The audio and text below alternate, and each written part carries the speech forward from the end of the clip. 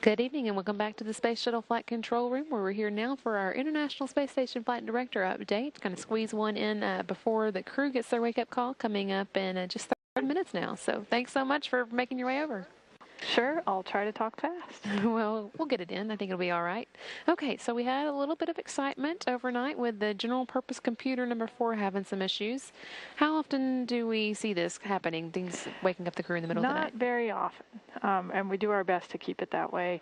When we know that things are going to be out of configuration on the station side, we do our best to make sure that we've configured things so that we're not going to wake the crew up. But every now and then you get a surprise, just like we did last night.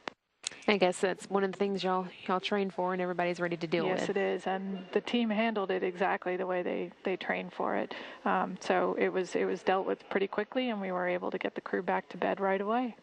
Okay, well, I know that before they went back to sleep, the shuttle crew got the stuff that the GPC-4 was doing moved over to GPC-2, so that's function right. is taken care of. But will having GPC-4 with these issues have any impact on the mission? Well, we don't know yet. So first thing in the morning, we have an activity on Chris and Doug, the commander and pilot, to do a little bit of troubleshooting and help us get some more data so we can figure out what went wrong and see if we can possibly recover the computer.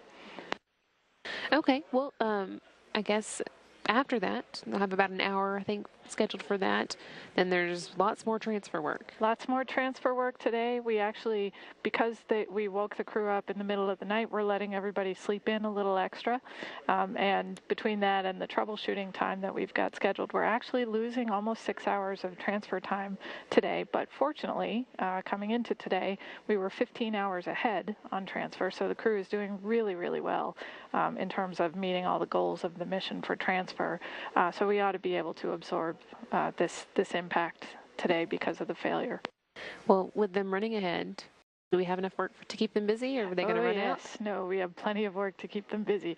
We have been, since the start of the mission, really, we've been pulling in some increment objectives, so priorities that we have for activities after the shuttle flight. We've been able to work several things in already, and we are continuing to pull those in. So, for example, we've had a couple of experiment runs on a C-SPINS experiment, which is a JAXA experiment that Satoshi has been able to get done, and he's got more of that today. We also have some regular maintenance items that have started to be scheduled, including a number of things yesterday and a couple of things today. So we're knocking out as many objectives as we can in addition to the transfer time and sort of trying to spread it across many people. Okay, so I guess they'll keep staying busy. They will keep staying busy. We got plenty for them. Okay, great. Well, I think that pretty much covers what we wanted to cover today. That was nice and quick. Nice and quick. All right. Okay, thanks so much, Courtney, for joining us once again. This was Courtney McMillan, the International Space Station Flight Director for the Orbit 3 shift in the Space Station Flight Control Room. We're going to go back now to live mission coverage and get ready for the wake-up song for today's Flight Day 8 wake-up for the STS-135 mission. That's coming up now in 10 minutes.